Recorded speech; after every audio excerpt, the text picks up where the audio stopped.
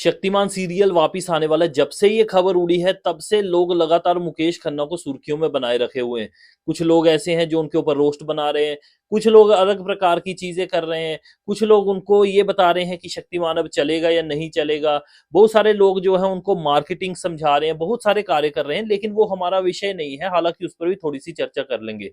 Main बात है कि वह अपने अलावा किसी भी और को शक्तिमान के रूप में नहीं देखना चाहते हैं। इसी को लेकर लोग कह रहे हैं कि वह बड़े ही सेल्फ सेंटर्ड है, या फिर बहुत ही अभिमानी है, या फिर बहुत अहंकारी है। अब परेशानी ये होती है कि हमें स्वाभिमान में और अभिमान में जब अंतर नहीं पता होता, हमें नहीं पता होता कि भाई स्वाभिमान किसको कहते हैं, अभिमान किसको कहते हैं, तो हम दोनों चीजों को एक जैसा ही समझ लेते हैं, क्योंकि ये देखने में लगभग एक जैसे ही लगते हैं, लेकिन इनमें फर्क होता है। और वही फर्क मैं आपको बताने वाला हूं। अब उन्हें अभिमानी कहने के पीछे कुछ पॉइंट है, जरा उस पर चर्चा कर लेते हैं। सबसे पहले तो वो नहीं चाहते हैं कि कोई और शक्तिमान बने। दूसरा है, वो किसी को मानते भी नहीं है कि कोई और ऐसा व्यक्ति है मार्केट में जो शक्तिमान बन सकता है।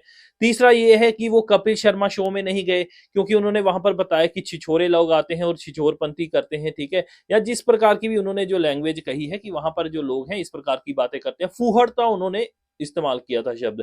अब ये सब सच है कि नहीं, ये आप भी जानते हो और मैं भी जानता हूं कि कपिल शर्मा शो में कैसी कैसी चीजें की जाती हैं। अब बात करते हैं स्वाभिमान क्या है उनके भीतर का। स्वाभिमान यह होता है कि मैं किसी कार्य को कर रहा हूं और उसकी गरिमा को मैं भंग नहीं होने दूंगा, चाहे उसके लिए मेरे को कोई भी कीमत क्यों ना चुकानी पड़ दे।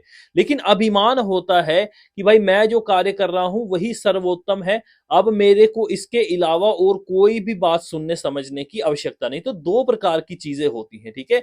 जैसे कि रामभद्राचार्य जी ने, एक लड़का आया था छोटा सा अभिनव अरोड़ा करके, उसको निकाल दिया अपनी वहां से जो उनका पंडाल था, ये कहते हुए कि मेरी अपनी गरिमा है।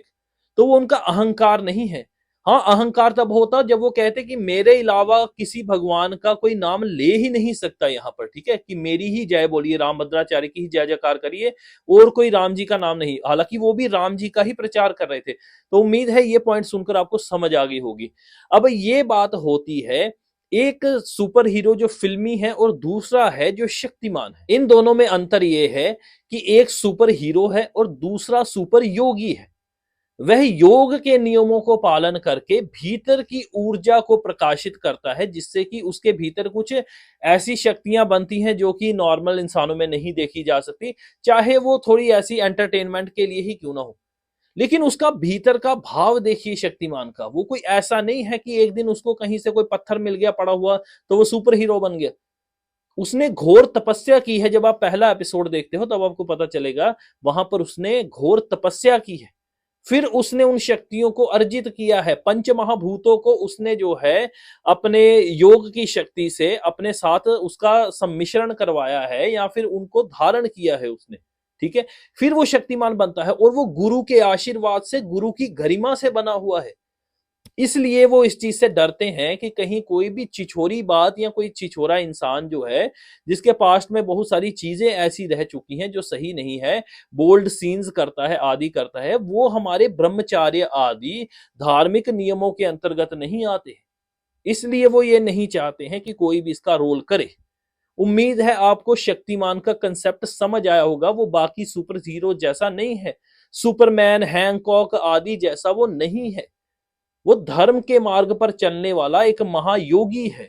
अब इस बात से भी मैं मना नहीं कर रहा कि मुकेश खन्ना जी को शक्तिमान से बहुत ज्यादा आसक्ति हो चुकी है, और वो ये नहीं सोच पा रहे हैं कि कोई नया चेहरा भी शक्तिमान को रिप्रेजेंट कर सकता है। हालांकि वो भी चाहे तो उसमें रह सकते हैं, परंतु कुछ ऐसा दिखाया जा सकता है कि शक्तिमान जो है वो कोई नई जनरेशन शुरू कर रहा है और उसका पुत्र आगे जो है वो शक्तिमान बन रहा है। ऐसा कुछ भी हो सकता है, क्योंकि आप इतने वरिष्ठ उम्र के व्यक्ति को शक्तिमान के रूप में स्वीकार कर पाएंगे या नहीं कर पाएंगे वो मैं नहीं जानता हूं। अब इसमें यह भी पक्का नहीं कहा जा सकता कि जिस नोस्टैल्जिया को वो हमारे सामने वापस लाने जा रहे हैं, क्या हम आज के रहते हुए उससे कनेक्ट कर भी पाएंगे या नहीं कर पाएंगे, क्योंकि वो एक बहुत बीते हुए समय की बात हो चुकी है।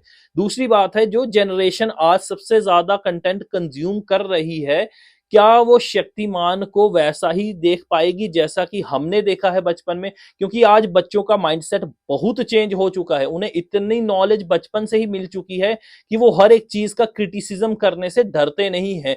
और दूसरी बात ये भी है कि जहां तक वो सोच सकते हैं, वहां तक हम भी आज तक नहीं सोच पा रहे, क्योंकि जिस माहौल में उन्होंने सुपर हीरोज को देखा है, क्या वैसी भावना के साथ ही वो समाज में अपना संदेश दे पाएगा शक्तिमान, या नहीं दे पाएगा? ये सबसे बड़ी प्रॉब्लम है। अगला पॉइंट है एड्स और मार्केटिंग का। आज जिस समय में हम जी रहे हैं, क्या ऐसा कंटेंट दोबारा लाकर उसे लॉन्च करना और उसे जनता के साथ कनेक्ट करवा पाना मुमकिन है? और अगर मुमकिन नहीं होगा तो प्रोडक्शन को एड्स नहीं मिलेंगी, और एड्स नहीं मिलने की वजह से वो कितनी देर तक सरवाइव कर पाएगा ये मैं खुद भी नहीं जानता। ऐसा ही एक और शो आया था खिचड़ी, जो कि हमारा बचपन में जब हम देखते थे तो बहुत अच्छा चलता था, लेकिन थोड़ी देर पहले उसे दोबारा लॉन्च किया गया था। कुछ ही एपिसोड चले, उसके बाद लोगों ने देखना बंद कर दिया था। अब शक्तिमान वापस आएगा, मैं भी कुछ देर उसे अवश्य देखूंगा, लेकिन अगर वो कनेक्ट नहीं हो पाएगा और वैसी फीलिंग नहीं दे पाएगा, तो अवश्य ही हमारे पास बहुत सारा कंटेंट और है देखने के लिए। उस समय हमारे पास कंटेंट था ही नहीं कुछ भी देखने के लिए।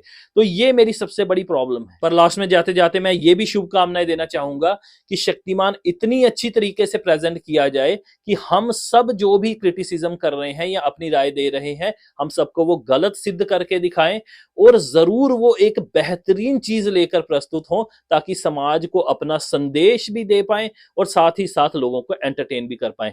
तो ये थी मेरी वीडियो। आपके कुछ यदि विचार हैं तो आप कमेंट में लिख सकते हैं। मेन मुद्दा ये था आपको ये समझाना कि वह स्वाभिमानी है, अभिमानी नहीं है, और शक्तिमान बाकी सुपर हीरो जैसा नहीं है। आपने यहां तक वीडियो देखी, आप सभी का आभार। हरिओम, नमस्ते।